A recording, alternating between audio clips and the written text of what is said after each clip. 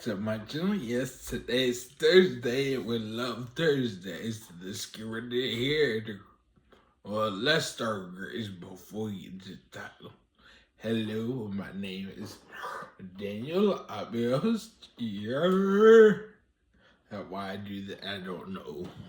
Guy in the chair. He said it! He said it! And today you will hear what the Joker has to say about how the critics were wrong about Michael biopic. I still want to see it. I'm hearing great things about it.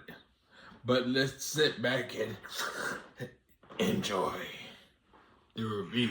Michael Jackson, an icon of 1980s culture that transcended music to become one of the most instantly recognizable names on the planet. Yeah, his later career was dogged by controversies, accusations, and his increasingly bizarre appearance, but at his peak, he was bigger than Beyonce, Taylor Swift, and whatever the hell this is supposed to be combined. And since we seem to be living in the era of the biopic right now, it was kind of inevitable we'd get a movie about him sooner or later, and well, here it is. And just like the man himself, Jesus, it really has made a splash, bringing in over $200 million in its opening weekend alone, and shattering box office records for a biopic movie. Critics hated it, audiences loved it, and now that I've seen it for myself, I can kinda see why both sides feel the way they do. So we might as well get the obvious stuff out of the way first. If you're expecting a warts and all look at the man himself, deconstructing the mythos around him and showing the good, bad, and the ugly sides of Michael Jackson,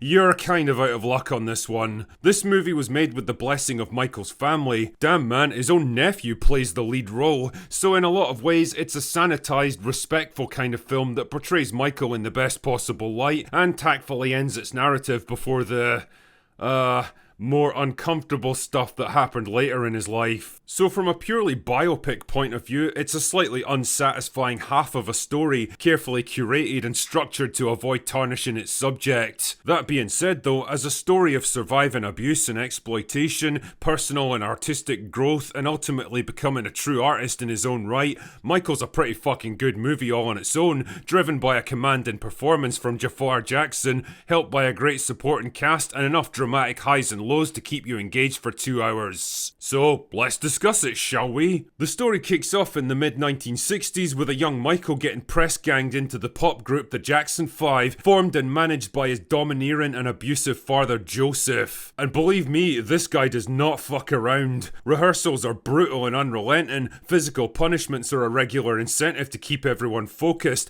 and as the lead vocalist, Michael himself gets pushed hardest of all. Eventually though, their hard work pays off. The group starts playing gigs and eventually it leads to their first record deal a few years later. By the 1970s, the Jackson 5 are topping the charts and they're selling out arenas across America, with Joseph himself as the undisputed patriarch of the family. All is not well with young Michael though. Not only is he starting to suffer from vitiligo that starts to fuck up his self-image, but he's frustrated by his father's smothering influence and wants to branch out as a solo artist. Naturally, his dad does everything in his power to hold him back, knowing the group would fall apart without him, until finally matters come to a head in 1981 when he legally fires Joseph. By fax, no less. Damn man, the 80s were just awesome. The next few years lead to some of Michael's biggest hits like Thriller and Billie Jean. He's riding high as one of music's biggest stars, but Joseph isn't done with him yet and eventually pressures him into coming back for the Jackson 5 reunion tour. Something that would have repercussions for the rest of Michael's life. But can he finally break free of his father's influence and stand on his own, or will the man who made him ultimately break him? One of the biggest talking points around this movie has got to be the disconnect between critics and audience scores, which is just fine by me because critics are fucking assholes who are only in business for themselves anyway. Not me though, dear viewer, the drinker will never steer you wrong. But like I said earlier, I can at least see why both sides feel the way they do. Michael is not really the kind of brutally honest, unflinching insight into the man's life that professional critics were probably hoping for. It's very much a sanitized, approved version of events where Michael is the innocent oppressed victim and the valiant artist struggling to find himself. It makes sure to end its narrative on an upbeat, feel-good note of victory before all the controversies and the accusations that would dog him in his later career. It's less of a truthful biopic of the man man and more like a Hollywood love letter to the legend. Yeah, there's little hints about his eccentricities and his growing problem with self-image, but it's never allowed to overshadow the main narrative. This film is really a chance to remember him as he was in his prime, a slightly idealised version of the real man that audiences can easily empathise with and root for. And credit to Jafar Jackson here, the guy plays him perfectly. His movements, his mannerisms, his artistic intensity, it's all there, and it's exactly what you'd expect from a guy who grew up with Michael and knew him for real. That being said, the rest of the Jackson 5 aren't all that well represented.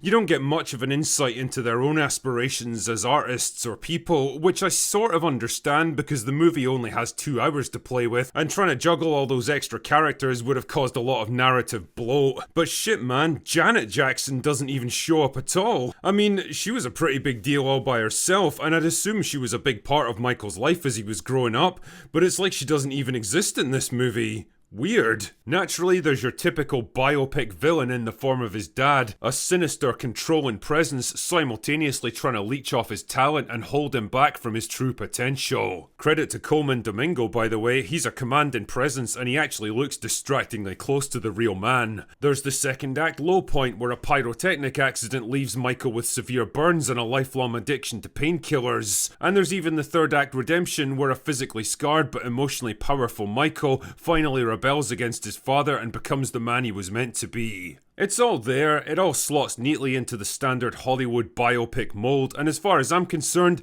the end result is a perfect crowd-pleasing movie. It's not particularly complex or accurate, but I put it into a similar category to something like Braveheart, a movie that was a wildly inaccurate distortion of real historical events that were much more complex and morally grey, but it was also a powerful epic drama that got everyone fired up. Basically, if you're expecting a dark, complex and realistic portrayal of his life and career, you're probably going to be disappointed here. On the other hand, if you're a fan of Michael Jackson or you just want to experience a feel-good story of artistic and personal triumph, then you're probably gonna love it. And you know what? Sometimes, maybe that's enough.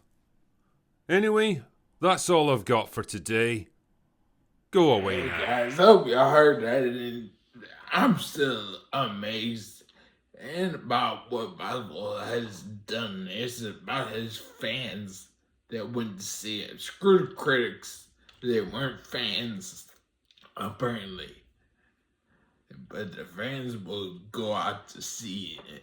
Seeing all the people making TikToks and stuff of his movie and the songs, the man was great and awesome and talented. But we all, critics only wanted to know about the bad stuff. I think we don't need to know all that. And I have a feeling Hollywood tried to do bad on, put a bad name on Michael because everything was going on, but still. I'll bet this far. You want to see more, you like what you saw. Don't forget to like it, comment down below, share, and then subscribe. I changed my voice and everything just for that. But I hope you had an awesome night and the rest of your day goes really well. And I will see you in the next video. Bye, guys and gals.